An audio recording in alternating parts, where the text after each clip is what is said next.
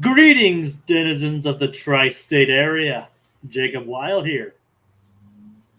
And Blue Dragon 5. And Dragon, I know what we're going to do today. We're going to activate the Recap-inator and discuss my favorite cartoon, Phineas and Ferb. That's right. In honor of the 15th anniversary and in preparation for the upcoming revival, I'm guiding Blue Dragon 5 here through the series, experiencing his reactions, watching it for the first time, and reliving my summer memories through the years. Today's episodes are Mom's Birthday and Journey to the Center of Candace. All right. With the first episode, Mom's Birthday, being a story by Jeb Swampy Marsh, Martin Olson, and Dan Obenmeyer. Storyboards Kent Osborne and Nikki Theophilopoulos, with Dan directing. So, Dragon, how are you coming down on this one? Well, I'll tell you. So I initially, when I saw this come up, like episode title-wise, like Mom's Birthday, I love Linda. It's a Linda episode. Oh, goody. Oh, gee. I'm so looking forward to this. I was so sold on this until literally that door of hope slammed into Candace's little breakfast. Yeah. Yeah, that's like the literal moment I can just track where it started to just all the hope slowly but surely disappeared. Like I started to lose the hype. I was let down by that one, man. I really was. This was not a good week for Phineas and Ferb for me. Oh, I'm sorry to hear that. Yeah. Like LEB's like, I'm excited for another normal discussion of an episode that will contain zero grittiness. Oh, you're wrong about that, LEB. Robbed of the Linda episode we deserve. That's true. That is absolutely true. She'll be the focus of later episodes. I hope so. But like I said, there's an upcoming episode that's really good that focuses on her and Lawrence's anniversary.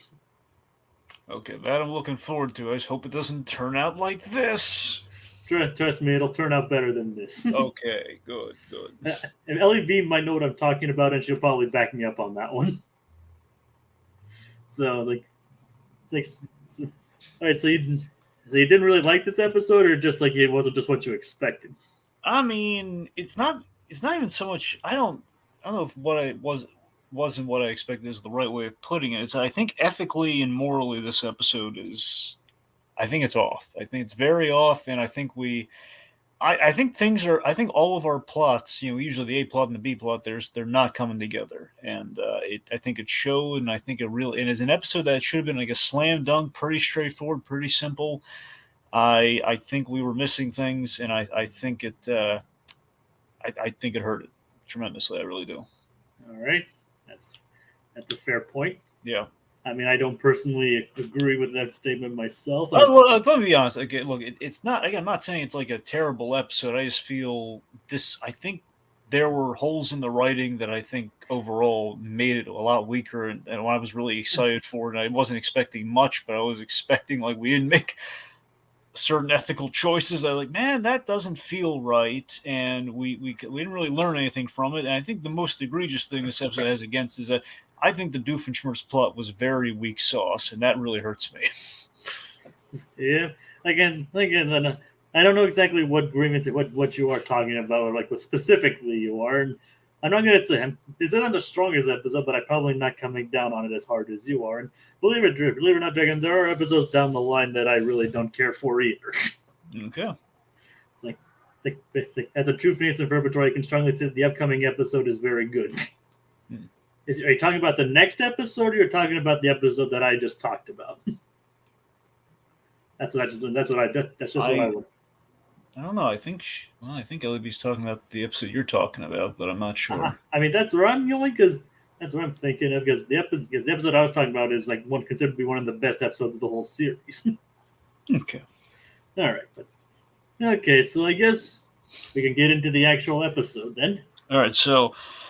Let's see. So we have this. Okay, so premise very simple. Okay, it's Mom's birthday, and the boys forgot about it. And we reveal how they forgot about it in a hilarious way. So that's the thing. Oh, the opening of this episode, the lead up to it, the premise. That's all great. That's all. It's disco, man. She confirmed it. Okay, so here's the thing. So you have this hilarious multi-episode like oversight kind of build-ups. The idea we check in with almost at least to a logical point, almost like in succession. Like we just kind of checked in on like, hey, okay, hey, don't forget we got Mom's birthday kind of when they're being chased. All the sort of stuff's going on. They're on the roller coaster when they're surfing, but when they're getting chased by the dinosaur in that time travel episode, was we supposed to remember something? Like that's great. Love that. It's like, wonderful. Like I think there's something we should. Is it? I feel like I think there's something I should be remembering. That's great.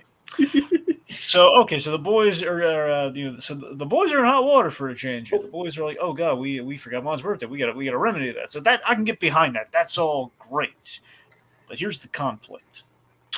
So I think they wrote themselves into a corner on this episode. In that, okay, we have Phineas and Ferb doing their thing. That's all fine and dandy. And we have Candace, trying to do something nice for her mom. Okay, that's fine. Unfortunately, we need conflict for these Phineas and Ferb episodes. The usual conflict being Candace, for rational reasons, all her own, but again, all her own.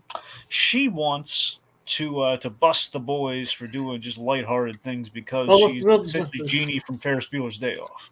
Well, technically, she's not trying to get them in trouble. She's just. Well, I know. I'm saying usually, Jacob. Usually. Yeah. Yeah. Oh, but here she's not even trying to get them in trouble. She's just feeling upstaged.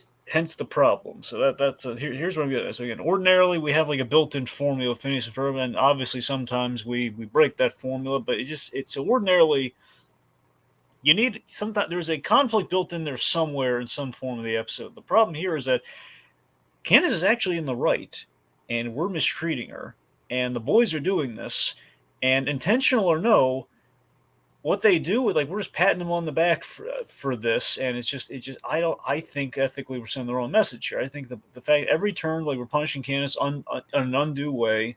It's like she didn't bring it on herself. It's not the Wile E. Coyote thing we usually do where she's trying to do something kind of like, oh, come on, Candace, let it go. Or it's like, I'm rooting for Candace and she's failing at every turn, and it's not quite funny to me. It feels too sad. It just feels like that's Well, to be fair to Phineas and Ferb, they're not trying to upstage her on purpose.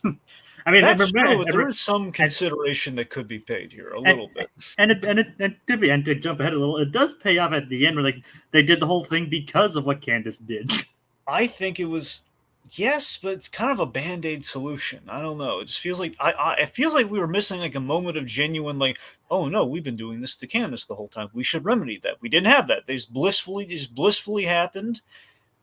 I think there should have been a little bit of self-awareness there. There's a little bit of oh no, what have we done to poor Candace? We should consider Candace's feelings here, and then we have the awesome solution. That's what I'm saying. The bones of the episode are good. It's just the way in which we're not connecting that well to me, and I think that kind of hurts morally what we're doing the episode because we can't get away with the usual Candace shenanigans if I'm feeling bad for her entirely.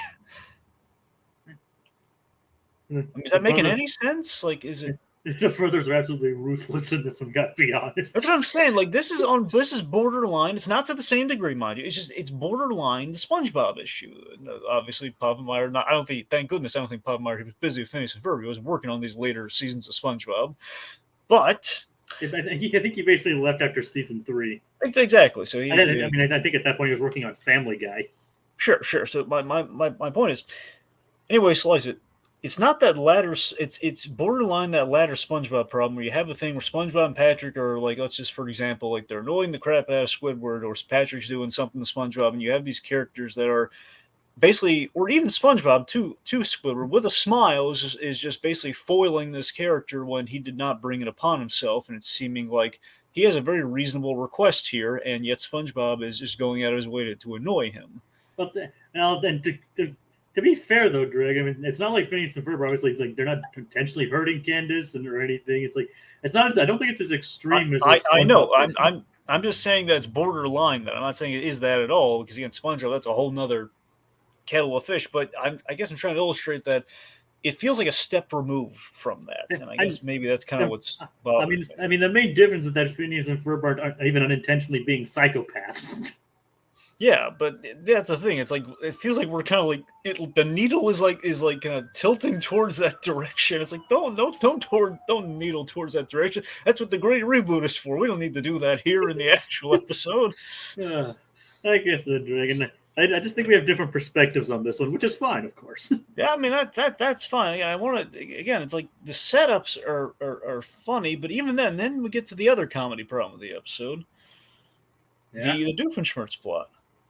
Yeah. What about the Doofenshmirtz one? It just fell really short for me. What I've never had this before with the Doofenshmirtz plots. It was like that's all he had. It's like it feels like we take like like on paper, Doofenshmirtz plot that works in terms of like okay he has a very mundane he has very mundane dislikes and he's going to evaporate him for plot reasons. It's going to correlate with our main story. Okay, sounds like a great idea. We made his grievances so small and so uber specific. It wasn't like oh that's kind of funny happens, and it's like no, it's literally like this instrument, that instrument for I don't know. That's I don't know. I And we mean, give him like the weird wax robots. he's like he just got them from on sale. Yeah, it's just kind of like really random. You say like wax robot. I mean, how we got rid of the wax robots is kind of funny, but it just feels like wax museum presidents turned into robotic henchmen. Yeah. I don't know. I mean, go on. Admittedly, it is random. I'll give you that. It's just random without being kind of mundane to me. I guess perhaps it's like it feels like okay, Doofenshmirtz going to go on a rant that it might have like a grain of universal truth to, or no, I hate the pelicans and I hate blinking. Specifically, he mentions blinking traffic arrows, ear hair, pelicans, and none of these. Like, there's no relatability there, and we always have relatability with Doofenshmirtz. I don't like that. I mean, you don't always have to relate to what Doofenshmirtz does. I mean, but that's where all the comedies come from for like 10 episodes. Like, what number of episodes is this? 11. Yeah, for like 10 episodes up to this point. Yeah. I mean, well, literally the first episode is him covering the Eastern Seaboard in tinfoil. Well, yeah, he's trying to do like the... wasn't he trying to do like the toll booth thing? No, he's trying to reverse the rotation of the Earth in that one. Oh, really? That was what he... I'm sorry. I keep mixing... I think he... Wasn't it like he had two toll booth things? The toll booth was in first the Mount Rushmore episode and then the episode with the bricks. All right.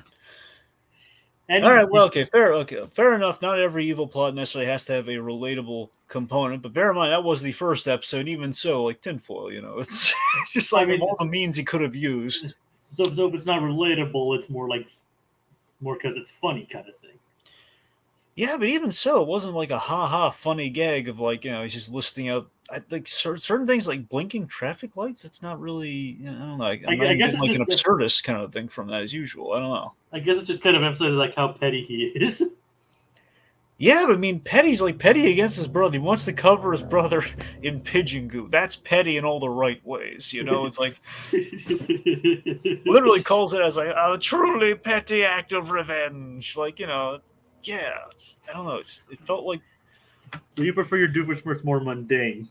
Yes, the more mundane, the better. The more petty, mundane. I mean, borderline Curb Your Enthusiasm, the better. You get that a lot with Doofenshmirtz. Like his innators later on get very specific. That's what I'm saying. Like I don't mind a specific innator, but this is like. I guess it's just like the things in which he's eliminating don't feel like Doofenshmirtz would really care about these things. I mean, specifically, and funnily enough, this isn't even an innator. It's Shrinkspheria. Ah. And it's like, I was going to call it a Shrinkinator, but I've done that innator thing before. It's been done to death. When literally almost every invention after this is named innator. I wonder if that's the curse. I wonder if that's like why this episode did not live up to my expectations. It's entirely possible. There's no innator. I wonder. And the episode. All right, let's see. Okay, so the things we do for Linda's birthday are really nice, though. The boys, they can make her a nice breakfast. They made with love and sweat. You mean like hard work, right? Sure. Have I told you how much I love Buford? Well, we all do, Jacob. We all do. I guess just overall, it's like we have like a lot of really. I like how like. Premise-wise, the boys just doing like a last-minute awesome celebration for Linda is great, but again, running in conflict with Candace's thing. Unfortunately, Candace tried to make her have had a homemade card, and obviously right here we see the boys' result. And it's just every time I see Candace doing actually nice things and not like a superficial thing that is like it's not even like we're building it up to be like Candace did something really insincere and the boys are doing something really spectacular where it feels like, oh man, Candace is really doing something nice here, and then the boys did something even better, and they only knew about the day. It's like we're rewarding them for forgetting about the birthday when Candace did not forget about the birthday. That just feels kind of wrong. It's like, well, to be fair, Candace still could have given her the card, and if she hadn't eaten it up.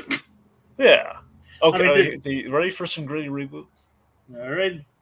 Okay. Okay. Actually, I should say gritty reboot adjacent, but we're still gonna go with it. All right. So I noticed something in this episode. Yeah. Linda, when she was in bed getting the breakfast, I'm sure you noticed this too. Yeah, the picture of Lawrence. We know where Candace got it from. Remember episodes earlier? Yep. Sleeping with the picture of Jeremy, and we now see where she got it from, and there's an after-school special in there somewhere, and that would be our gritty reboot. It's like, honey, I saw the picture of Jeremy under your mattress, and you're not alone. Not with Jeremy, thank goodness. Oh God, no, that'd be all sorts of wrong. But with your father. Oh, jeez. Okay. As the kids would say, simps. Oh God. That's the nickname for the Simpsons. Yeah. Did you do know actually what a simp is, right? Well, yeah, like simpering, whimpering, basically like slavishly towards something, right? Kinda, yeah. No. I mean, something like that. Like when someone's like entirely devoted to somebody. Like who doesn't have and occasionally it's used for somebody who they don't have a chance with. Usually. Gotcha. I mean, I don't know. I mean, I don't really know the ins and outs, and definitions change daily. So there's that. Well, thankfully, Linda does have a chance with Lawrence. I think her chances are pretty good with him. Well, yeah, I mean, considering they've been married for like for many years. They're like the world's longest courtship. Now they're married. Yep. All right, so it's like, to be fair, like Candace does overreact a little bit in this one. Just because Phineas and Ferb are doing something doesn't mean she can't. I mean, that's true, Jacob. But again, it's just somewhat feeding. No pun intended with the card eating. It's kind of feeding. It somewhat feeds my point in that again, it's like we're doing the usual Candace overreactions, but I think under the wrong circumstance here, where it's like she's eating the card, like, well, she's not really going. Shouldn't really be going crazy here. I mean, honestly, I just want to pass her a box of tissues right now. Like, oh man, that stinks. Oh no, like yeah. I mean, and to be fair, you can't blame the whole dressing thing on her. The moths were responsible for that. That's what I'm saying. That's Candace shenanigans of like Candace trying to expose the boys, and then Son destroys the evidence. In this case, like, hey, Candace did something really nice, and moths. Like, really? We're gonna punish this girl for getting her mother a nice dress when she's probably was expensive? I don't know. Like you can say it's Parker luck. I mean, maybe, but again, I guess it's Parker luck overall with all the other things, but still usually kind of like the universe willing it when she's trying to bust the boys.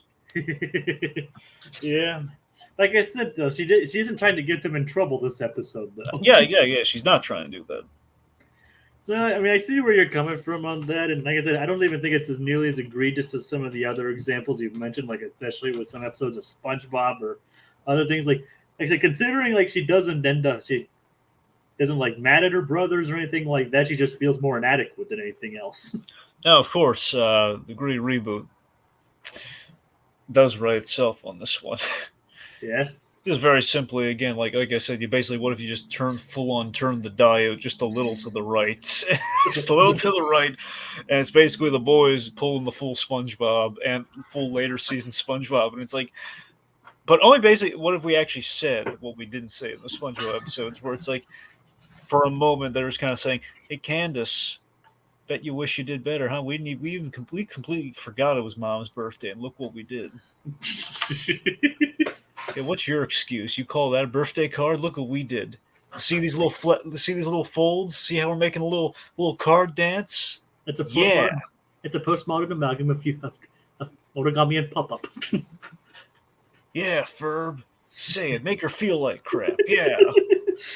uh, Where's your breakfast for Mom, Candace? On your face? if you notice, like they did the whole frowny face thing with the eggs and bacon. Exactly. So that's what I'm saying. It would be just Green Rubin very simply. It's just the boys like just kind of rubbing it in a little. It's just, you know what, Candace? We'll give you a win. We'll end the episode in a feel-good way. But it won't count, really. Candace must suffer for her bust. Oh, there you go. LEB just handed us the best idea of all. Saying, hey, Candace, do you know why we did this for Mom? Because I inspired you to do something nice for Mom. He says, no, this is for all the times you tried to bust us futilely in such a futile way. This is why we're doing this. We're sick and tired of it. This is us punishing you, so enjoy. Like the thing is, the thing is, Phineas and Ferb are kind of unaware. You know, Phineas is kind of oblivious to a lot of things. Yep. So at least it's not like they're like being intentionally psychopathic like SpongeBob. They're just more oblivious than anything else. Again, later SpongeBob, not actual SpongeBob. Yeah, later SpongeBob. Yeah. Okay. But it does lead to, but as I mentioned earlier, though, it does lead to a nice moment, the moment where they sing the song that Candace wrote and everything. Yeah. Obviously, Candace performed the song with a backup, written by Martin Olson, Olivia Olson, his daughter, and also the voice of Vanessa. Jeff and Dan also wrote the song too. Wait, who was singing it? Candace did, Ashley Tisdale. That's what. Okay. I think there was some backup provided, but mainly it was sung by Ashley Tisdale as Candace. All right. And of course, Perry doesn't really even do much to stop Doofenshmirtz. I mean, it's just the robots that come by and basically blow up the machine when they fall into it. That's what I'm saying. There's not even like real effort applied to this Doofenshmirtz plot, man. It's just all sorts of the whole point of this Doofenshmirtz plot was just to drive Candace crazy with the disappearing musical instrument. That's all that. That's the only reason we had even had a Doofenshmirtz plot this episode. It feels all sorts of wrong. It's all wrong. I see where you're coming from on this, Dragon. I really do. I just enjoy this episode more than you do, it seems. Yep. But there's something else I can help with. Sorry, Siri talked to me for some reason. No, Siri, you can't help me unless you can go back in time and tell the writers. Sorry about that. I wasn't even touching anything. That's really weird. Yeah. But either way, do you have any last words on this one, Dragon? Or let's go to the next one.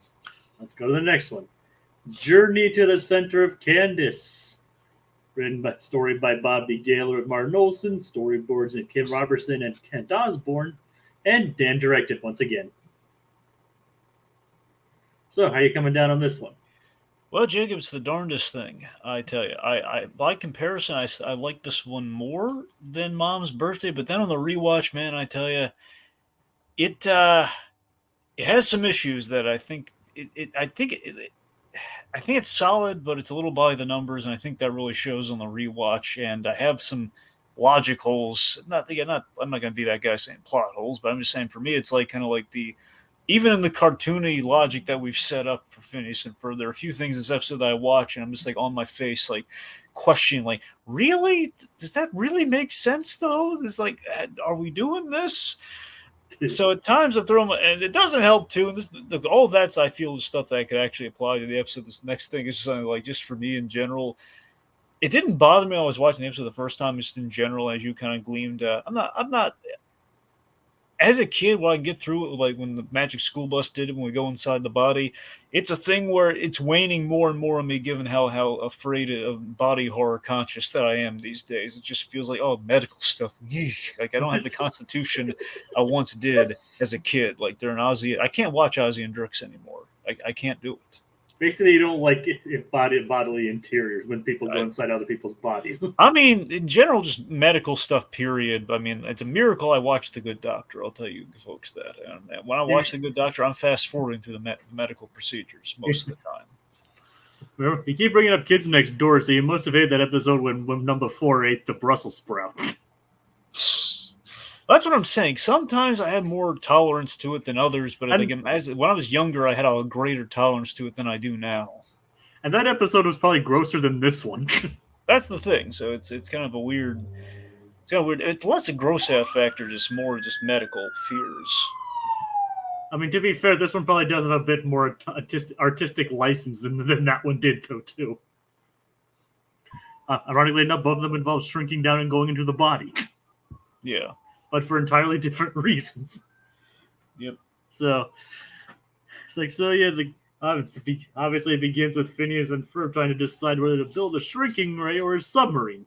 Which both sound pretty cool. And honestly, this isn't the first time. This isn't the last time they use either one of those machines, honestly. So we do get to see further use out of a submarine and a shrink ray further down the line. Wait, so they're going to come back? I mean, in different forms, but yeah. Huh. Do you think that's just them running out of ideas, or do you think that's just like they just wanted to like? What do you think they use them in different ways. It's not like them they're not shrinking down to go inside somebody else's body again. But they use shrinking to do something else, and there's a later submarine where they actually go into the ocean. So they use the submarine for its actual intended purpose. Okay. All right. So, yes, the important thing to note is that the boys are having trouble making up their minds between the two things. Yep. which leads to a major conflict later on. Yep. I think our Doofenshmirtz thing is a lot better than the previous episode. I'm going to say that right off the bat. Already this episode's better than the previous one for me. Yeah, and honestly, we would have gone with this one for the thumbnail, but we couldn't find a thumbnail-worthy image from this episode. See, the problem is, folks, sometimes you're going to have episodes that are like, especially with an episode set within someone's body, the only way to sell that is like you can't have everything in the same image without like, okay, so if we want to see the submarine and see like, if we have the submarine in the body, we're gonna have like gross, icky body stuff. You're not really gonna be able to know what's what. Otherwise, you're gonna be stuck with like a giant, creepy eyeball.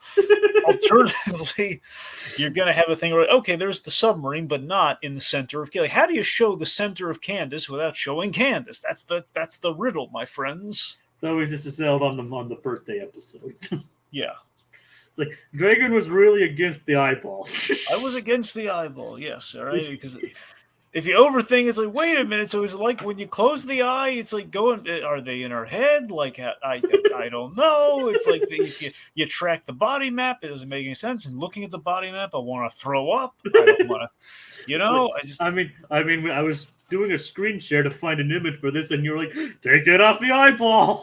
Take it off the eyeball. It's like thumbnail can't inside somebody's body. Chill. That's what she said. That's what LEP said. Right. Like Dragon didn't like he was like practically begging me to take the eyeball off the screen. I mean, I already got like that one scene in Doctor Strange where we pierce like not Shumagorath, Gargantos is his eye. It's like oh man, it's just nasty. Well, I mean that's what you get with Sam Raimi though. That's what I'm saying. Sam Raimi though, so at least it makes sense. It's like, come on, Pavanai, what are you doing to me, man? And I was like, where's the other eye? Honestly, it's less than one. I was like, where's the other eye? And it looks like there's a random eye floating in there. Because they go into the stomach. Why is the eye in the stomach? I don't know, Dragon. It's artistic license. I'm saying there's artistic license, then it's just grossing everyone out. I know, but I'm not looking. I can't really explain why it's in there, Dragon. I'm just saying.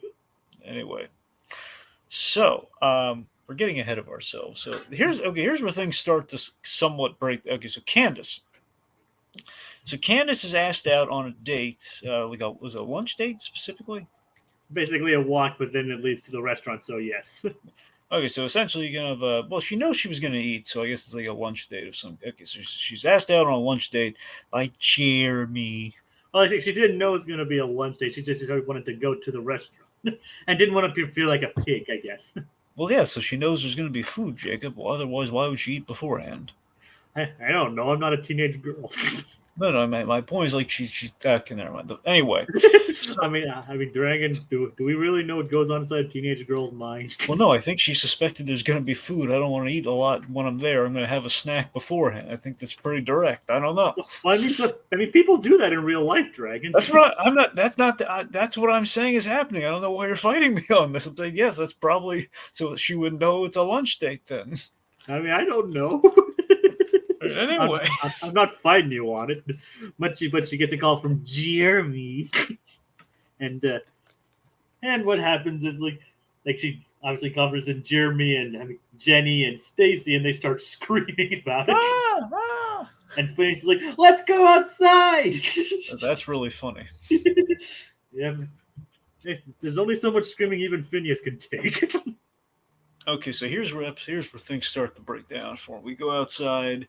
Isabella shows up and she brings Pinky. Yep, Pinky the Chihuahua in his first appearance. All my in quote again, not plot holes, but just my gripes, all centered around this little Chihuahua man. No, well, you'll be seeing more of him later on.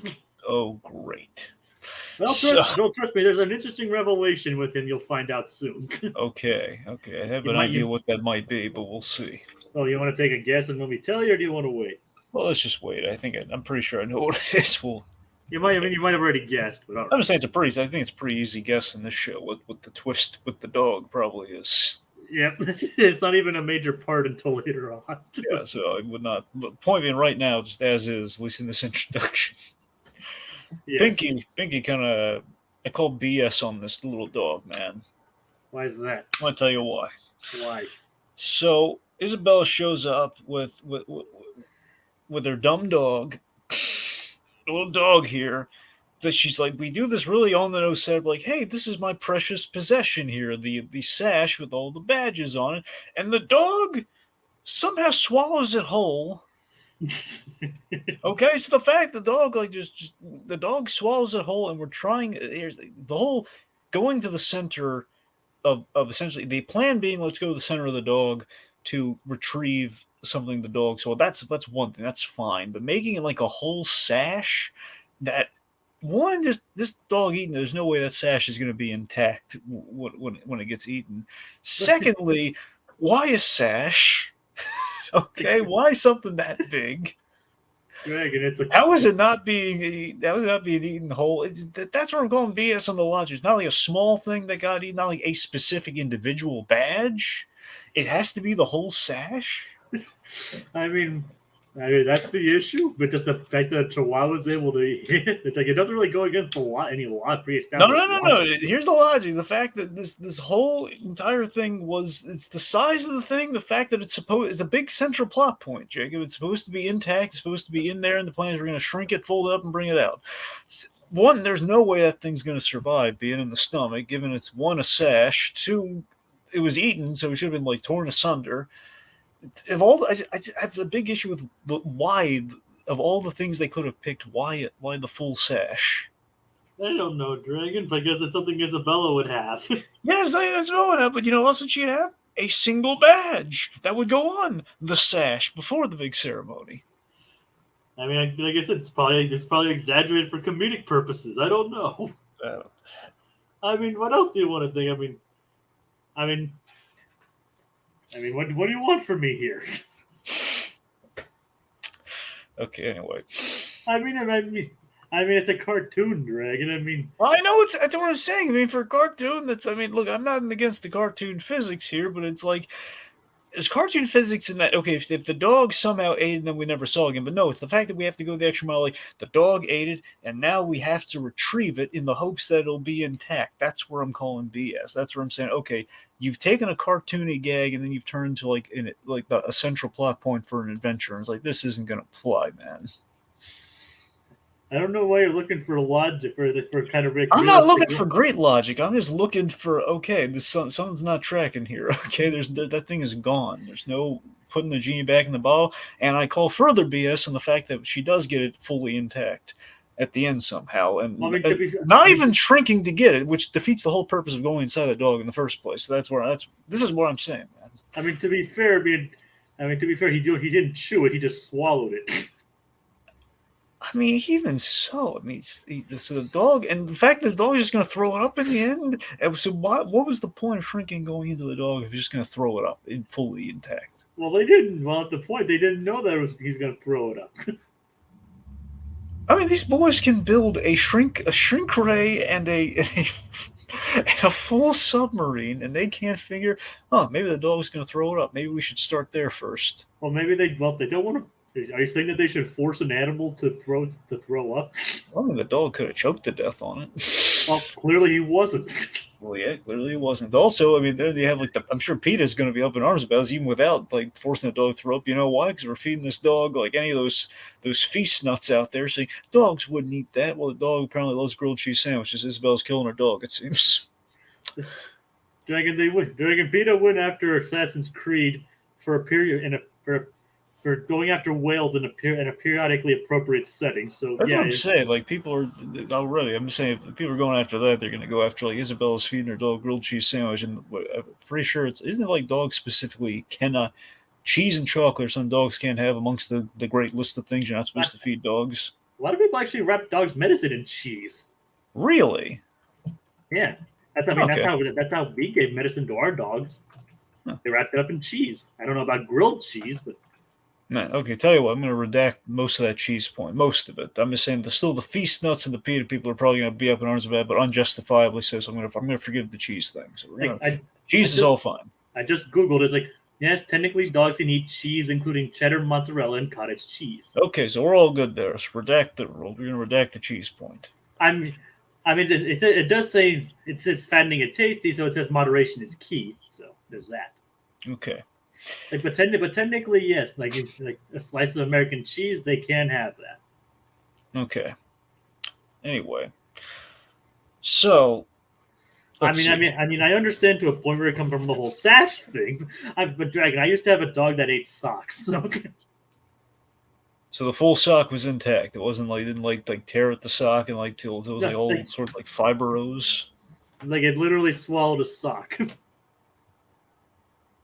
Still, a sock is a lot smaller than a big old sash, though. A know, little girl-sized sash. I know, Dragon. I'm just saying, dogs do these things. Yeah, all right. Dogs can be gross. Again, it was not even about a gross thing. It's more about how is that practical? How is the dog gonna anyway? It's a cartoon. That's a cartoon, Dragon. I don't pick apart the realism and some of the stuff that happens in Batman the Animated Series. A guy can't turn into clay for crying out loud. That's that's a broad generalization. If you were exposed to Renew, you might actually be able to turn into clay. Dragon, think about all the stuff there's all kinds of illogical stuff in that show too. So I'm not saying every cartoon has to be perfectly logical. I'm just saying it just feels like a stretch, to say the least. And less the stretch itself, more just the stretch of we went through all that and the dog's just going to throw up completely. Not even it's an impossibility. Or the dog's going to be able to throw up that whole entire sash. Would it have been as interesting if they would have been as interesting nonetheless, or would it have taken anything away from this episode? Kind of, yeah. It would have been this whole thing of man, maybe we don't go inside the dog to get this sash if it's just going to throw it up. Like I said, they didn't know it was going to blow up, though. They could throw up, though. I don't know. Maybe take the dog to a vet first instead of. I don't know. The dog was fine. Obviously, Phineas and Ferb could take care of it. Anyway. Even so, it just felt like a stretch of least to get the ball rolling. The whole we need to shrink inside. So Isabella brought her dog, which is conveniently going to eat stuff. Yeah, so like I said, it's not really that big of an issue to me, at least. Anyway. And we focus so much time on whether or not a cartoon dog should be able to eat a sash. All right. I guess they could be in the gritty reboot where the dog where they would have to go full operation on the dog. Well, no, Jacob. The gritty reboot's far worse than that, I'm afraid. Yeah, what is it? Well, this is gonna sound horrible. Okay. Yeah. Okay.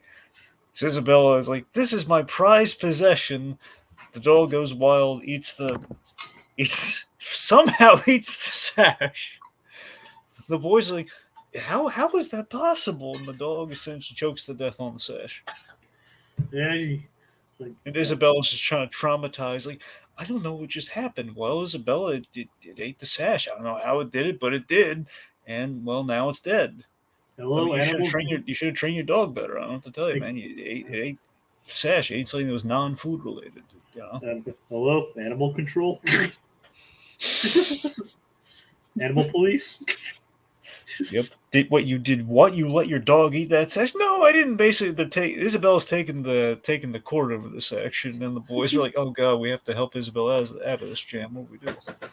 I Okay, mean, here's what we're gonna do. We're gonna revive the dog using Frankenweenie science. Ergo, she will be completely scot-free because the dog is no longer dead. I mean, they could do that though. I mean, most likely Phineas and Ferb could do that. No, absolutely they could. It would they break the rules of nature, but they could do it. I mean, you've seen them literally bend nature and laws of physics to their will. That's what I'm saying. I'm not saying it's impossible. I'm saying that'd be for the greedy reboot. They would go that far with it. I mean, all right. That's the only way we get away with it too for the network. Since like we killed the dog, but we brought it back. We brought it back. He's fine. Yeah. But again, it's a PSA for the folks out there: don't let your dog eat full sashes. Don't let him do it. No, or chocolate. Hashtag no sash. I mean, remember, Dragon, we just got done watching a bunch of Peanuts stuff in February, and one of the episodes, like, Snoopy was straight up eating Valentine's Day chocolate. No, I agree with you there. I know that's the thing. I believe every year I'm watching that thing, I'm saying, man, I get what they were going for, but still, man, that's still of all the things. I mean, I forget I'm always fed up, no pun intended, of the people always going after feast. Like, look at all the food the dog ate. It's not supposed to eat. So long as that dog didn't eat chocolate, it's fine. As far as cartoon rules go, as far as just like the basic laws that we do know, you don't feed the dog chocolate because that one actually is, we know collectively is all really bad. Then the rest of us just kind of judge, like, well, maybe we shouldn't give the dog fast food. Maybe that's probably not a good idea. Yeah, and we shouldn't give cats lasagna either, but Exactly. That's what I'm saying. That's a little different. There's cartoons. I guess my point overall, Jacob, the moral of this story is that there's a weird line with cartoons sometimes, where some things make more sense than others. Ellie's like, I like the recurring theme with this reboot of the characters being killed and replaced or revived through unholy means. Well, LAB, that's the network logic for it, is that you can do horrible. It's like the animated. It's like back in the animated series, for example.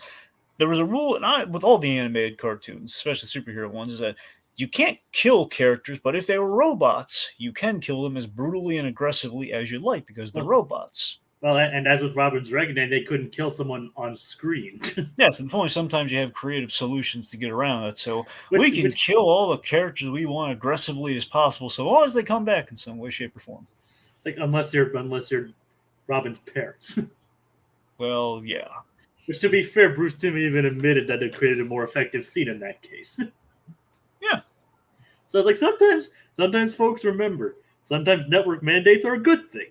I mean, why do you think Family Guy used to be so good? They were working in conjunction, like going up against the current of the censors, and now it's just clear sailing. We can do anything, and now it's all crap. Like, yep, back during the days when Dan worked there too. Yeah. It's like, especially if you read into stories like what John Kay did. Like, yeah, it's like sometimes the network made good calls in that regard. Exactly. Yeah, you look at the adult party years of Ren and Stimpy. It's a garbage fire. Well, it's more than a garbage fire, but yeah, it's a lot. But yeah, it's anyway. The point being is, yeah, it's basically like if like garbage fire like combined with burning diarrhea. Well, thanks for the vivid, memorable picture, Jacob. But yes. Well, Dragon, it's worse than even what I described. I know it's worse than that. I'm just saying, like, oh man, they bring like diarrhea into a flaming garbage can. Thanks. Well, I mean, that's what. Okay, let's move on. So it's like a dead homeless person got all the diseases in the book, and then had firecrackers shoved in a very uncomfortable place, and then just and that gasoline poured on him, and then a match went off. Let's just move on. And then he I was mean- crying for his wife and children as he lit on fire. There we I go. thought he was dead. Well, that's sorry. He did that before we killed him, and then we lit him on fire. Okay, at least we're clear on that front. Yeah, there you go. It's like we killed him. We killed him before we lit him on fire. Hopefully, nobody just tuned in at that moment. You know what? Okay, here's what actually we did. Okay. Hopefully, nobody just tuned in at that moment and is wondering how this has to do with Phineas and Ferb. I'm just kind of going to preface this by saying context. Okay, so basically what you do is he's dead. Last moments, remembering family's life flashing before his eyes. You bring out the defibrillator pails, bring him back, and then light him on fire with the firecrackers and everything. Shove it in uncomfortable places, gasoline poured, and basically dumpster fire death. Oh God! And that's essentially the adult party cartoon years of Ren and Stimpy. Yeah, that's the visual image of the results of that is what adult party cartoon is. Yep, And just even our- basically And Yeah. even our gritty reboot isn't as bad as that. yep. Our gritty reboot is disturbing, but not as bad as not as bad. No, the great reboot is just Dr. Doofenshmirtz in the corner just saying, "Oh, it's pretty bad." Okay, Okay. just Speaking watching of- all that. Speaking of Doofenshmirtz, Perry enters his lair and finds out that Doofenshmirtz is hiding at the abandoned vacuum cleaner factory. Not just the abandoned vacuum cleaner factory. Doofenshmirtz abandoned vacuum cleaner factory. factory. And Major Monogram is sad that place closed up. I blame the internet. It's great. So this was great. All of this right here. So the fact that Barry and Doofenshmirtz, they kind of mix up the usual. And this is kind of like a fourth wall kind of call out of like, sometimes we're going to change formula here on Phineas and Ferb just so things don't get stale as they could go. Because let's face it, if we saw Doofenshmirtz, Barry the Platypus, do the same old run around every episode, along with Candace, every episode without throwing a few curveballs or just spicing up a little, either in circumstance or the turn of events, it would get old real fast. Well, I mean, to be fair, it usually is just Perry being trapped and then explaining the scheme, but it's the means and the explanations that always change and keep things fresh. Exactly. So it's kind of a meta call of that. We don't want to get stale. Again, like I said, it is always Perry does it. Perry does get trapped by Doofenshmirtz. Doofenshmirtz explains the scheme. Perry escapes. They fight, but it's the circumstances and the non sequiturs and dialogue that always change to make the show interesting. At least that's my perspective. Like I said, the same things happen, but they play with it enough and always change things up to keep it interesting and fresh. Yeah. You get what I'm saying? No, I do. That's what I'm saying. It's like that we kind of call that out in a way in the episode to a degree. We're always doing this. Like, how about this time I tell you my evil plan, then I trap you. Yeah, and it actually worked. And it actually kind of doesn't work out for Doofenshmirtz because Doofenshmirtz's escape involves someone who involves basically destroying anyone who can't make up their minds. And of course, that leads to Perry remembering what Phineas and Ferb were talking about earlier. Ferb and I can't seem to make up our minds. And so, we'll just, instead of going through the whole spiel and fighting, Perry just immediately cuffs Doofenshmirtz to a pipe. Okay, so I love this so much because we just added stakes, and Perry's very concerned. He's getting very serious. He's beating the crap out of Doofenshmirtz and then cuffing him to the thing and actually arresting him this time. So he's going to make sure the boys are safe, which is really nice. We got some layers of Perry the Platypus, and we're calling out oh man, I did not see that coming. Monograms okay, well, backup's on its way. I got to make some calls first to actually do that because this never happens. Now, Jacob, put up the banner. Gritty reboot time. Oh, yes, my friend. Before that, though, I was I love the fact that he's going to trap him in a snow globe. Yep, the whole thing is going to trap you in a giant snow globe. It was all really cute. And if you notice a few notes from Swinter played. Ah, it's even better. The bump, bump, bump, bump. That was from Swinter. But, all right, gritty reboot time. Okay, not a big stretch here. I think they did most of the work for us here, but very simply, Perry Platypus, he hears what Doofenshmirtz has planned. He's beating the crap out of him, only kind of a cross between 24 and Zack Snyder. 22. I'm saying mainly 24. Basically, he goes all Jack Bauer on him here. He cuffs him, and Perry Platypus is just beating him senseless and torturing him. Oh god. It's gonna be like a bottle episode of just them and analyzing their relationship for for the duration of the Greedy Reboot episode.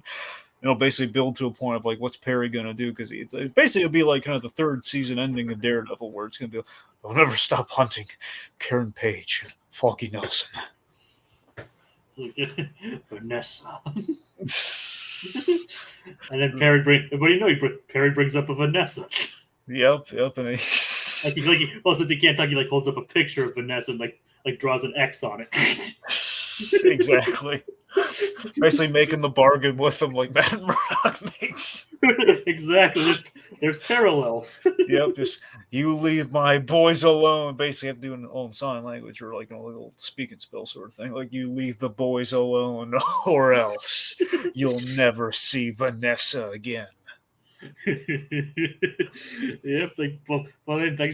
Was the Vanessa connection intentional, Dragon, or is that just a coincidence?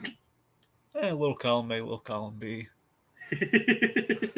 Yeah, because they both involve Vanessas. Vanessa.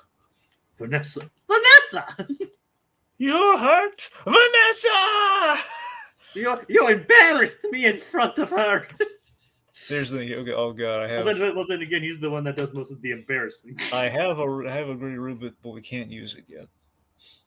For next week? No, we can't use it until John Viner enters. Okay. Yeah, it's gonna be a while. Actually, hold on. I'm gonna check to see how much more time we have until John Viner appears. Let's see. I know the episode where he appears, and I'm just trying to find.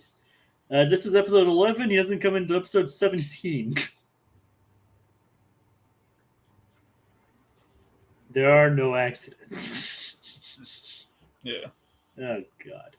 LEB, you're really into this gritty reboot thing as well, aren't you? I mean, she's contributed some ideas of her own. All right, so are we done with the gritty reboot, or do you have any more ideas?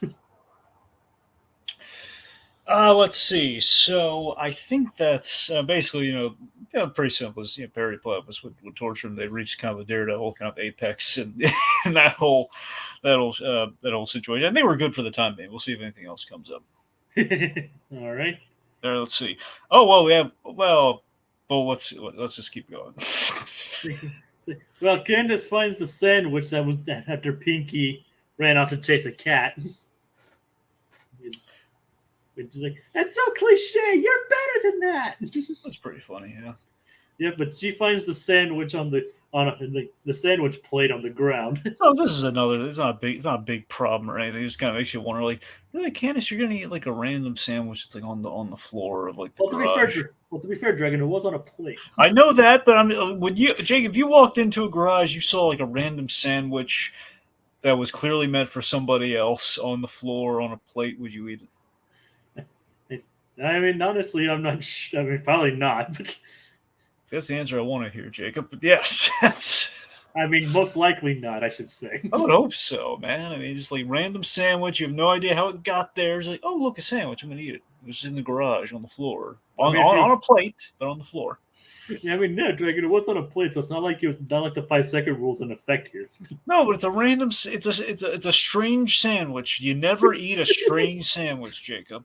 That's the more. Let's see. Hold on. Moral of Hashtag sandwich danger.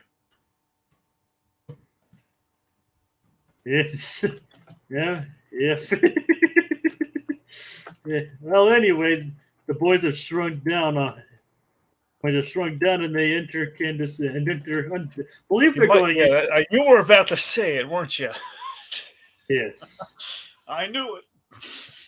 This is where the episode gets into even before we enter the Grey Reboot, this is where we enter the sick and wrong territory already.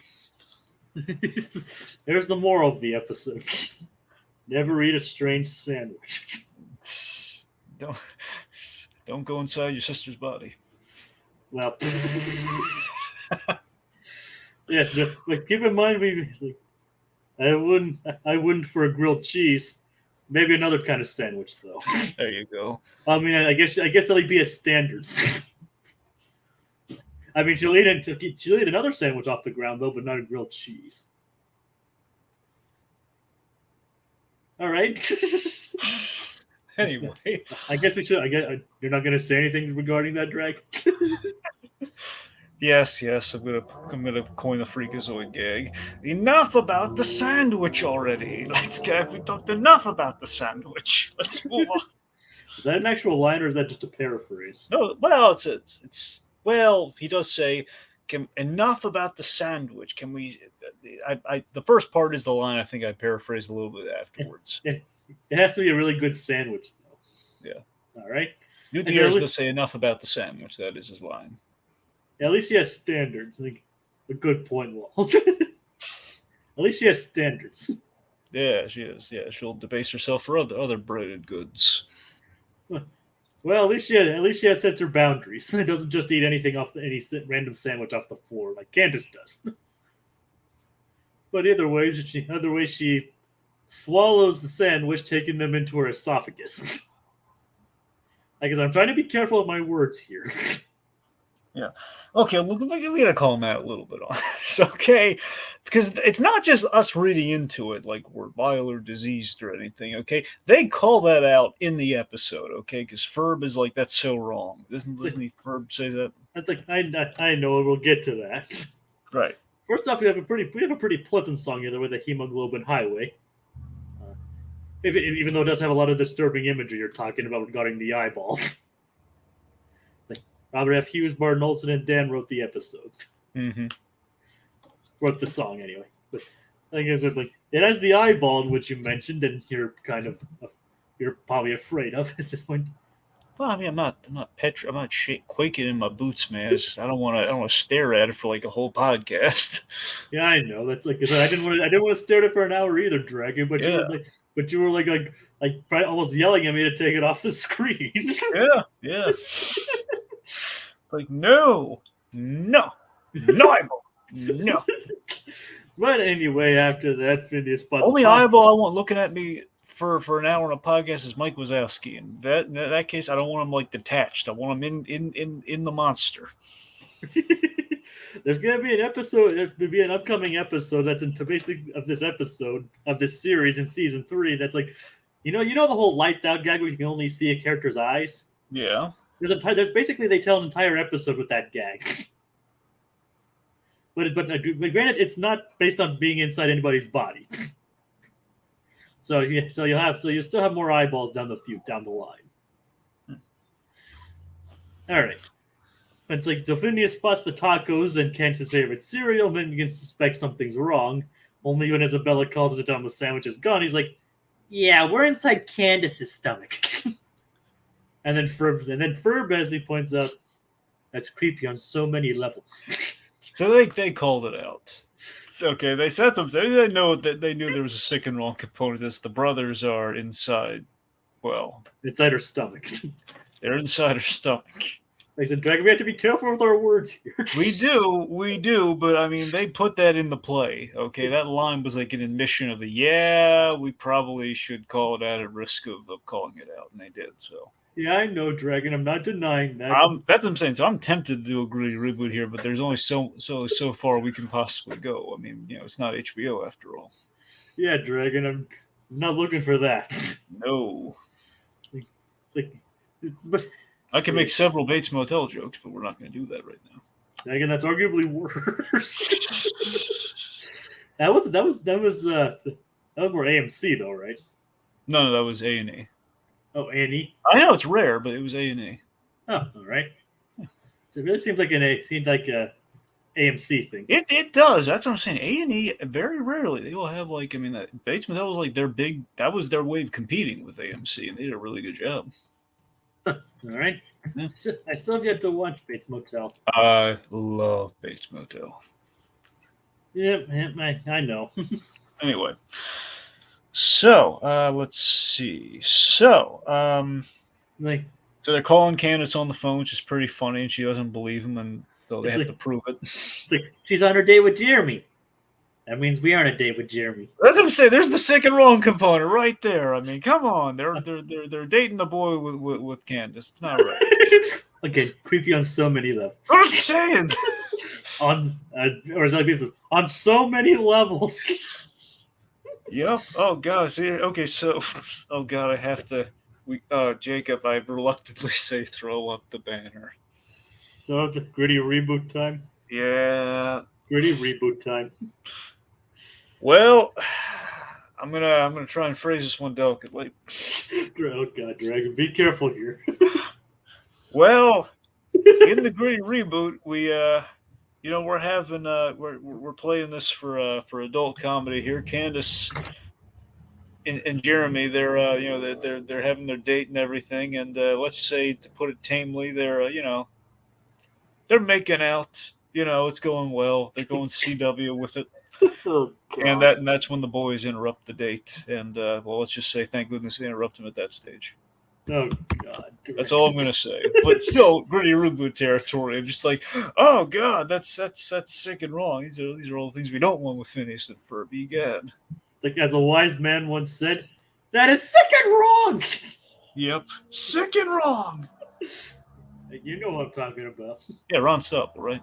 Yeah, Ron. That's what I thought. Making sure. Okay. I said, maybe not a wise man, but That's what I'm saying. I think more great man than wise man.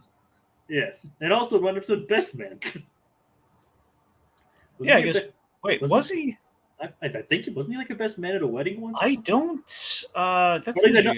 I know he went to a wedding and had Kim as his date. Yeah, that's it. I don't think I'm pretty sure he was not the best man. Though. Yeah, he was just invited to like a cousin. It was either a cousin. I don't know if he had like a cousin, an aunt, or a sister's wedding. I don't know. He doesn't have a sister. Well, he has a sister, but not a sister's getting married. Yes, he has an adopted baby sister. Yeah, that's what I'm saying. Not the same. So I don't. Yeah, you're right. I was mistaken. He wasn't the best man. Like a cousin or an aunt's wedding or something. Yeah, he wasn't best man, so I was mistaken there. But still, maybe not wise man, but good man. There you go. Hard to believe that show ended around the same time the show began. Like, that obviously Kim Possible ended in 2007, and this show came out around premiered as a preview in 2007, only be officially premiered in 2008. So one kind of led to another, and there are similarities. But past the gritty reboot, they try and get Candace sick. Basically, here's what they did. They basically, oh God. So they read pages of the gritty reboot to Candace, and then made her throw up. Our gritty. Well, on this page, and that's like, okay. LEB said not disgusting as possible, so that means we're okay. Candace, going to read you the uncensored version of the script. Now that made her throw up, and the episode's over. Well, I guess, and then on not page 17. Like, I do think it is creative that they like attached to the nerves and could see what she was seeing, though. Oh yeah, for sure. But they do use that to try and get her sick, and it does lead to Jeremy being extra nice to her. Which was that'll work out. I'm gonna get you some water. Like, yeah, Jeremy's a good boy, but here's what we bring back: not a great reboot, a continuity beat. Yeah, Candace, I'm looking at you, lady. You cheated on this poor Jeremy kid. We all saw it.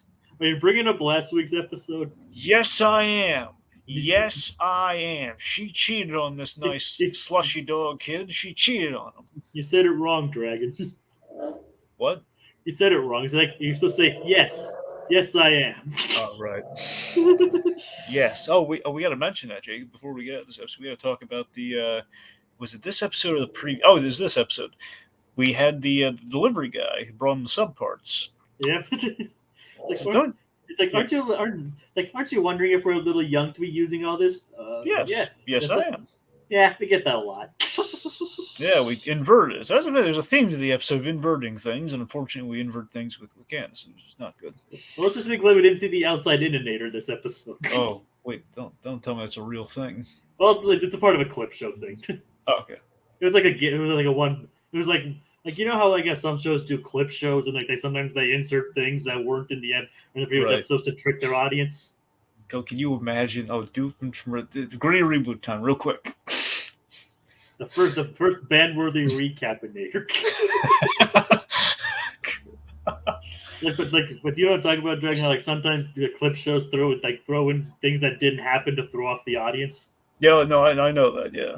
Well, in an upcoming episode, there is a clip show. This show does have at least 2 clip shows. But in one of them, they're doing inventions Doofenshmirtz did, and one of the things that was thrown in but didn't previously happen was his outside-inator.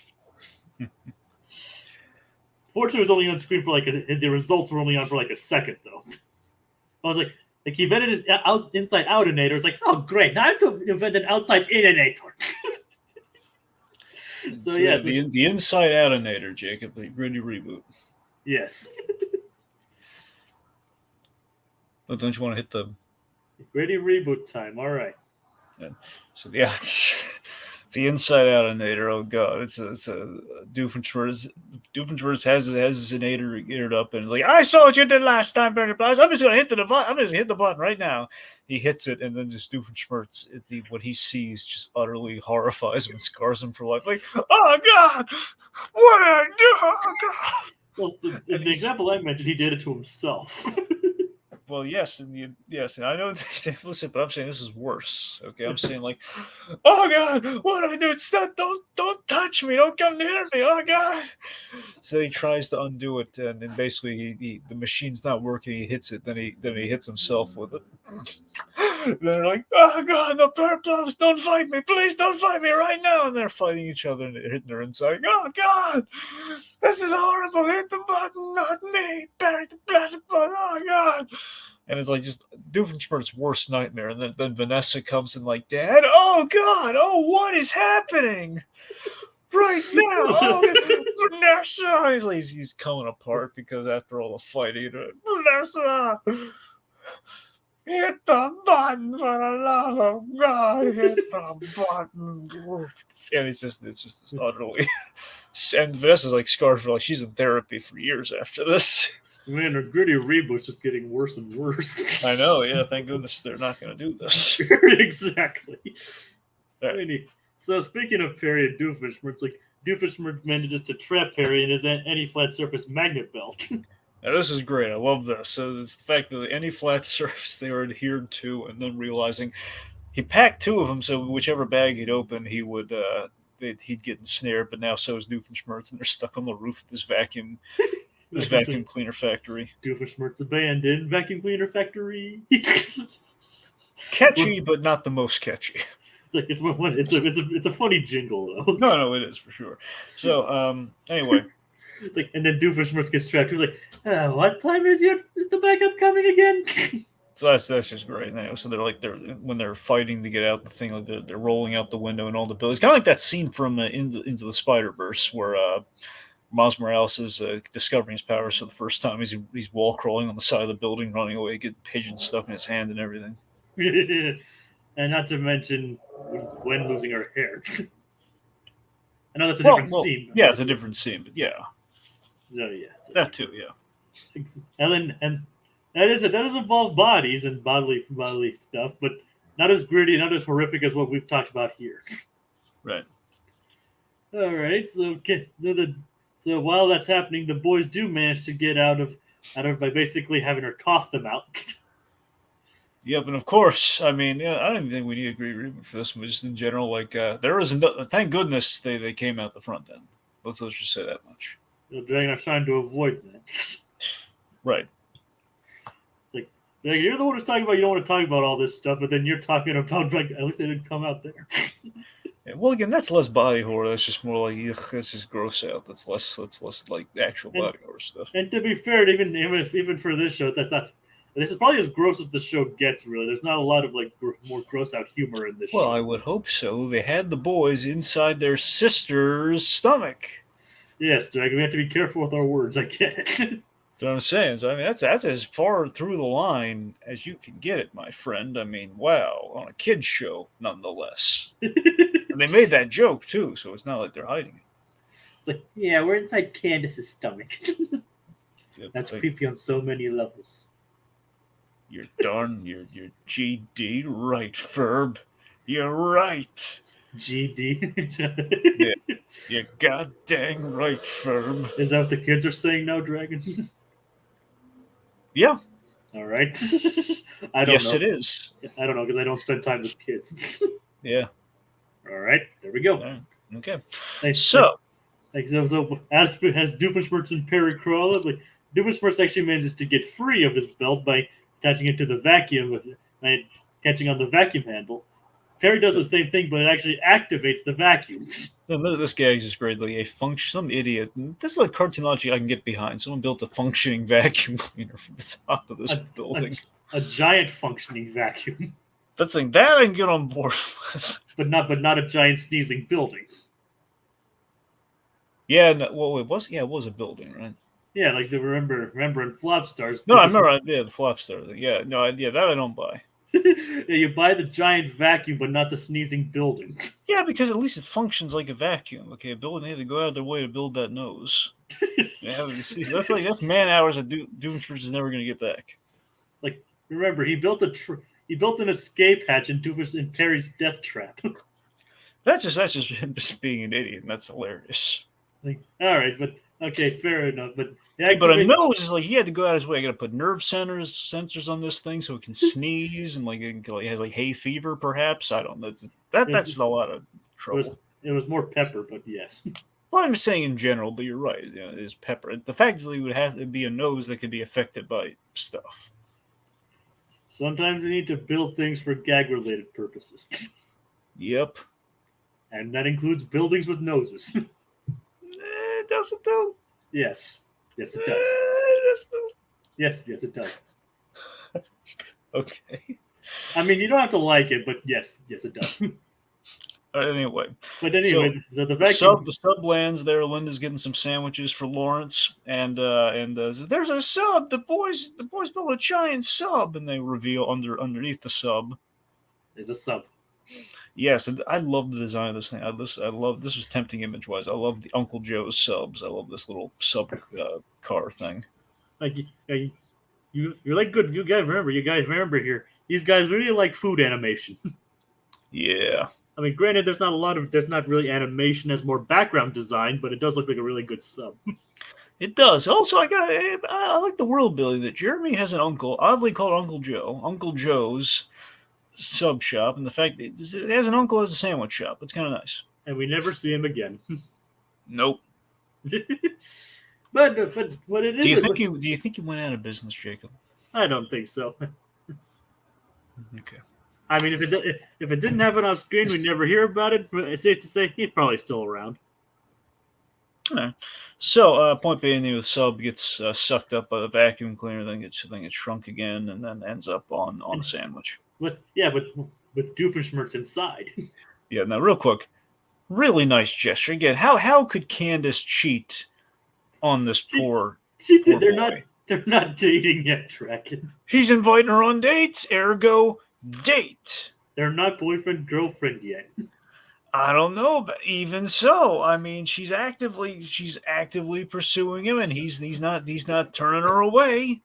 They're officially not boyfriend girlfriend yet. Fine, even if they're officially not boyfriend girlfriend, I'm not even saying like in the actual way. I'm saying the fact that she has been pursuing Jeremy, and she's being so up to that episode was very faithful to her pursuit of Jeremy, and all of a sudden drops like a bad habit for the English model.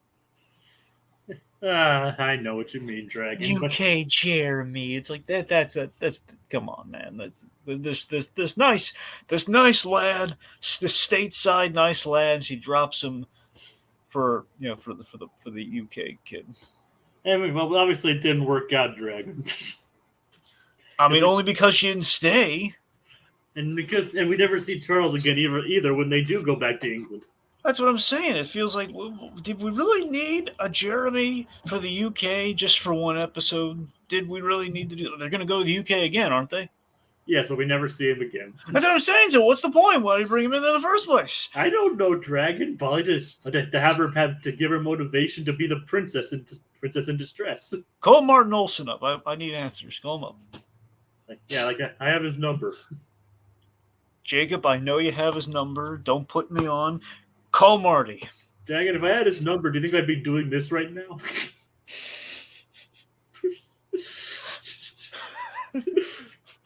if I had his number, I'd probably be working with him, and I'd be doing other things. That's a little presumptuous of you. I mean, I think you'd be honored that he'd take your call in the first place. I don't know. I don't know why you think you're going to be a special little buddy all of a sudden.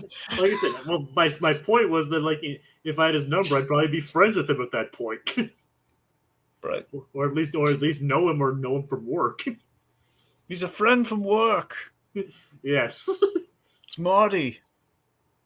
See, I call him Marty. That's how you know we're friends. Hey, Martin Olson, if you're watching this, please give us a call. All right. We demand answers, Olson. I don't even remember if Olson wrote that episode. That's the thing. Like I don't remember. Let me double check real quick. Actually, I think he did. and he wrote a lot of season 1. So, all right, hold on, just 1 second. Hard Day's Night. Yep, along with Bobby Gaylor too, There you go. who voices Buford. If you didn't know that already. Marty, get Buford on the line while you're at it. It's like, I mean, I've actually seen Martin Olson respond to like apparently there's a video that had a lot more views, but he actually does have a YouTube channel, so he could leave a comment if he's watching this. Marty, honestly, we don't even need a good explanation. We just need an explanation, okay? And Dan's on YouTube and TikTok, so we can ask him too. Yeah, well, Povenmire's busy. He's doing the new show. well, Martin's working on that too. It's a fair point. Povenmire, find the time. So, Yeah. find the time for our insipid questions. Yep. Why did we need a UK Jeremy? Why? That's what I want to know. If we're never going to see him again, why did we do it? Well, to Okay, be why fair, did Candace cheat somewhat on Jeremy? no, you really hung Why'd up she on- give up hope? It's like, yeah, I really should have gotten the rant music for this. We need to get Anyway. rant music for you. We do. Yes. But some other. Okay, anyway, You so... gotta get everybody who worked on the show to give an answer. yes. LEB, you heard the lady. LEB demands it. Yep. We're building a movement, kids. Yes, we will talk. We will get them to talk to us. How cool would it be though if we actually did get one of them for this show? They will never be that desperate, Jacob. Not desperate, but they could be nice. Well, that'd be wonderful if they were that nice, yes. I mean, to be fair, they did. To be remembered, there's really no commentary for this show except on certain episodes they released on DVDs. It's like no commentary at all. Nope. Like they did like a few ones for like DVDs and stuff, and some of them were even in character commentaries. But I guess like Greg, and let me put it this way: the entire series has not been released on DVD. Jacob, Yeah. I want you to take this down. Not really. I'm just going to say it. Jacob, take this down. Hold on. Dear Dan Povenmire,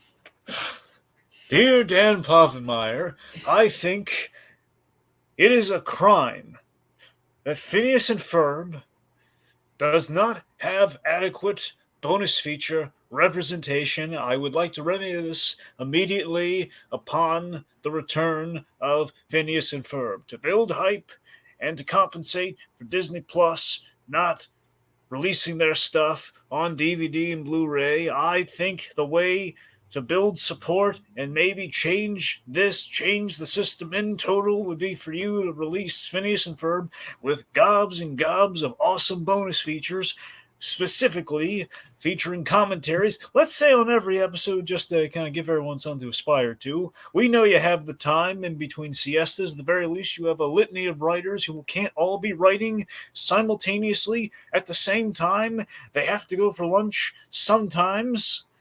I would like to see this. All right. I'm boycotting. LEB even says I'm boycotting the new season. They don't have director's commentary. Yeah. We want endless conversation about these episodes, gentlemen. We want it now. And to be fair, that's not a thing that's unique to Phineas and Ferb. It's a thing that's pretty much Disney does all the time. Yep. Dan, be the change. Hashtag give us commentary, Povenmire. Yes. It's like, to be fair, Release the Poventary. Release the Poventary. Okay. We hashtag Poventary now. Like I said, Disney's really ever rarely released their shows on DVD. And the only show recently that I know that they did it was Gravity Falls, and that was through Shout Factory. Hashtag Voice of Olsen. But anyway, we back on track. I mean, I don't disagree with you, Dragon. They really should have released it all on DVD. Yeah, it's like, you know what? Okay, mini rant. Okay. I was tempted to buy the complete series of Steven Universe, which they put out on DVD and Blu-ray recently. Not like recently, but I guess like generally recently. The original series, or does that also include everything? Jacob includes everything, including the movie and future. Including the movie and future. All right. Now, problem. Only like 3 commentaries in the entire thing. How many episodes are there? Well, a lot, Jacob. I mean, at least 5. I mean, 5 if you count future. I mean, I forget if that's. Steven Universe go 5 seasons, and then Future was like the 6th season, or was it? I mean, I don't know, Dragon. I've never watched Steven Universe. Okay, my point is, there's a lot of episodes, and only 3 have commentary. Like even like just full length episodes, or just like this half hour episode. I mean, I think it's just like the episodes that were like full episodes, not even like the segmented episodes. I think that's what I'm saying. It's like, not even a movie. Honestly, I don't. There's a slim chance the movie got a commentary, but I really don't think so. That's really weird. Yeah. There's a chance it got a commentary. I don't think it did. It's really weird. Like maximum, we're looking at 3 episodes and the movie, minimum 3 episodes. It is really strange. Yep. I mean, I know you're just trying to have everything live up to Batman the Animated Series standards in that regard. Well, even Batman the Animated Series doesn't have commentary in every episode, but at least there was like a good faith that like they had key episodes and also fun episodes that had commentary. Yeah. Well, at least there was like an attempt. I mean, like, yeah, that's what I'm saying. I'm not even putting on a pedestal. I'm just saying overall. I mean, we have Seinfeld has commentary on almost at the very least every other episode. Even the episodes that don't have commentary have features like inside the episodes or like Easter egg tracks. Like they have like little factoid tracks. There was something there for every episode of Seinfeld, whether it be commentary, which is almost every episode, or vice versa. So, I mean, it's not unheard of. All right. That's Seinfeld, man. That's not even like a story with an in-depth, kind of like it's a show about nothing. I mean, literally. I know. Like, tell me I'm wrong. You know? Even Fairly Odd Parents said so. Yeah. It's a show about nothing. How do you know when it's over? Okay. I mean, that's literally one of the lines from like Fairly Odd from Cosmo. Yeah. We figure out the reason why Jeremy wanted to take Candace to the sandwich shop. Yeah, this is really nice. The fact that Jeremy convinced his uncle to put the canwich. I was going to say the canwich. That would have been a good pun. The Candace special on the menu, which is a grilled cheese sandwich. Put it on there because it's your favorite. Which is, oh man, he knows her favorite sandwich. See, Jacob, how can look? This boy's giving everything to this relationship. They're not even officially a couple yet. He's giving everything to this, and Candace is already like willing to drop him like a bad habit, like a man with big oak fingers. Like LEB's asking the real questions, Dragon. The real question is, when are these recaps going to get commentary? Well, probably not for a long, long time. Probably not. Yeah, chances are probably never. It's probably. Anyway. I'm too self-hating to do commentary, honestly, at this point. What? I'm too self-hating to do commentary on stuff I'm in at this point. I don't think I'd be able to do it. All right, that's okay. Right. But either way, like Doofenshmirtz lands in the grilled cheese sandwich, and Pinky eats the sandwich that Doofenshmirtz is in. And we don't do a full reboot here, but just Doofenshmirtz does not come out. LEB's asking another real question. Why don't you call the grilled cheese the sandwich the candwich? Yeah. That is a good pun. I'll give you that. Imagine. Yeah. I'm sorry. I was going to say in the great reboot ending, post credits scene, this episode is basically you play like the opening of Endgame, only no happy ending, where Doofenshmirtz is like he's been stranded in that dog forever, and he's just like life support going off. Vanessa, I hope I was a good father. Oh. She's like, Dad, quit being so dramatic. He's leaving a message, and she just like says she clicks off and just thinking he's doing something silly, but he just dies. Quit being so dramatic, Dad. Vanessa? Vanessa, no! Yep, and then he gets crapped out by the dog. Oh, God. If only he held on just a little longer. Oh, God. And you know what killed Doofenshmirtz? Really? Not even that life support. You know what killed him? What?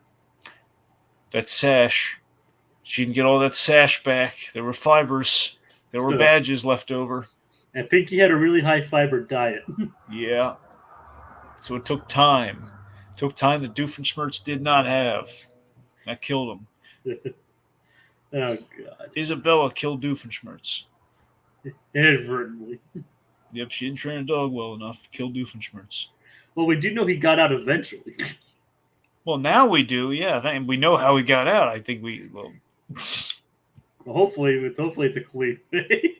I hope he had a clean escape, but let's be honest. It's not likely given it was him. It's like, when Doofenshmirtz's plan, it's like, I'm inside the dog! It's like, now I can pee all over the tri-state area! What am I doing with my life? Admittedly, not the best end joke, but I think his response was really funny. It's like, yeah, what am I doing with my life? The 79th Doof kill at this point. Well, to be fair, Billy Bean, we're going to see this most likely soon. It's like there are a bunch of Doofenshmirtz. We'll be fine. Yeah. Yeah. But again, Jacob, let's not get into the specifics of what we're saying now. Yep. Let's just say, LEB, the biggest wrinkle in the gritty reboot is coming. Like something that kind of like feels like vindication for all your gritty reboot stuff. Yeah. Yes. Trust me, you'll get another vindication later on too. Oh yeah. In season 2. Yep. But it's like so it ends with Doofenshmirtz like, what am I doing with my life? Which he probably thinks more often than just that individual moment there. Yeah. So it's like so yeah, that ends it for these episodes. LEB has one more comment. It's like exciting. Yep. All right, so any last words, Dragon? Okay, we've had a lot of fun here today, obviously. I mean, look, overall, real talk. Again, this week, not the strongest of Phineas and Ferb. It's again, not the worst by any stretch. It's not an egregious mistakes weren't made, but I mean, for me though, I think it disrupted the flow majorly in terms of quality for Phineas and Ferb. For me, just in terms of I feel questionable choices were made in the writing of Mom's Birthday and Journey to the Center of Candace is good. I'm just nitpicking the dog. Honestly, that's really what I'm looking at with Candace stuff. That's just Journey to the Center of Candace is nitpicks, but I think there are some legit story concerns on Mom's Birthday that I'm going to assume they probably. I don't know if they actually looked at that and maybe questioned afterwards, because that does happen in animation sometimes, or with any show. Because they do episodes, they look back on, they learn them, and they go into the next season. So maybe that happened, maybe it didn't happen, maybe it didn't get on the radar, but they just liked it as is. I don't know. I think there may have been. I think this episode might have been kind of like a learning curve episode. That's my predictions, kind of my overall vibe on this. It feels like it's like a learning curve episode. Maybe we should tighten certain things up in the writing on these. And again, there is ambition. I think more ambition out of the two of these on Journey to the Center of Candace. With we're going to call it. We don't want the reform to get stale. And we're going to do some kind of fun, exciting, unexpected stuff. But even that said, we do have kind of like a by the numbers like. Almost every animated show, like Magic School Bus and Rugrats, like we always do, like we do a Journey to the Center of the Earth episode. So not a Fantastic Voyage episode. Yes, thank you. Wait, when did Rugrats do Fantastic Voyage? Yeah, Chucky ate the watermelon seed. Huh. Yeah, they were watching the original Fantastic Voyage movie, which gave them gave Angelica the idea, in which Chucky ate a watermelon seed, and they basically imagined that Chucky was the president, and well, not the actual president. I mean, essentially, he's the he ate the seed, and they're going inside, and Angelica's trying to kill Chucky. Oh, yeah.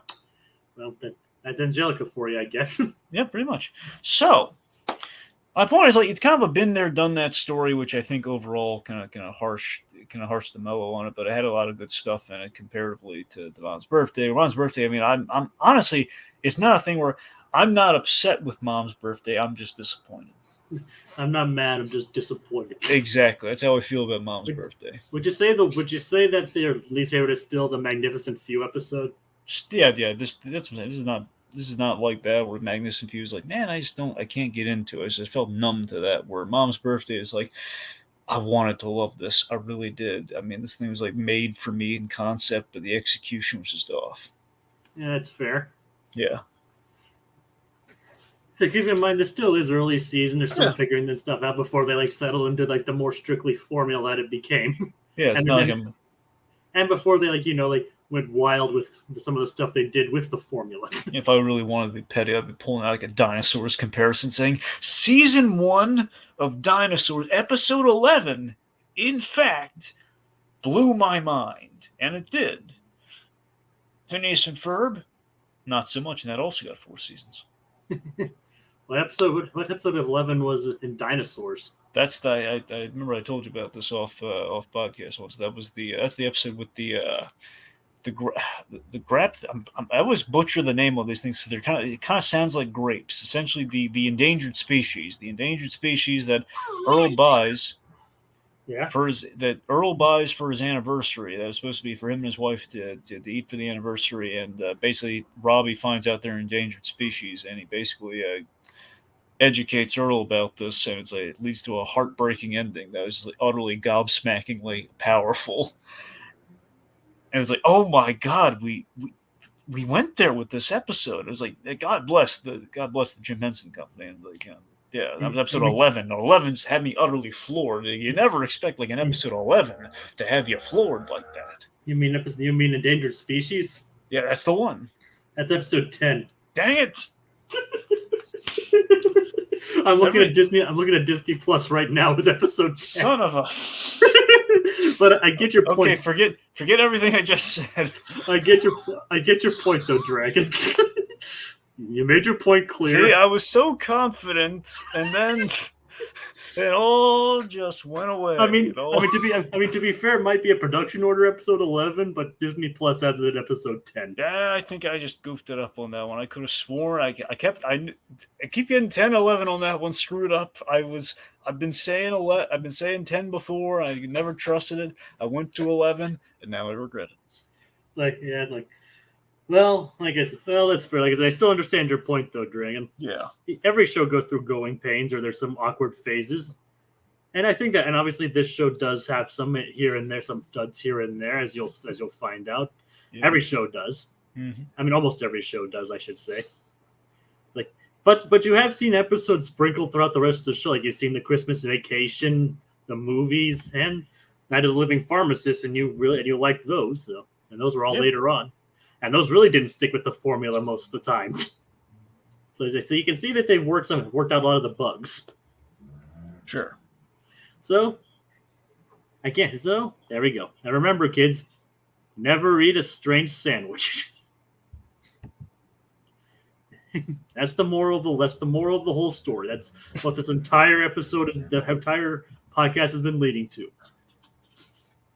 Yep. And considering I can't think of anything else to say, join us next week on the Phineas and Ferb Recap-inator, where Phineas and Ferb become fashion icons while Doofenshmirtz gets tired of waiting in line.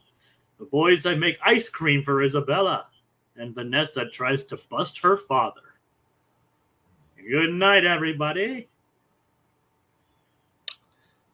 Yeah, we're inside Candace's stomach.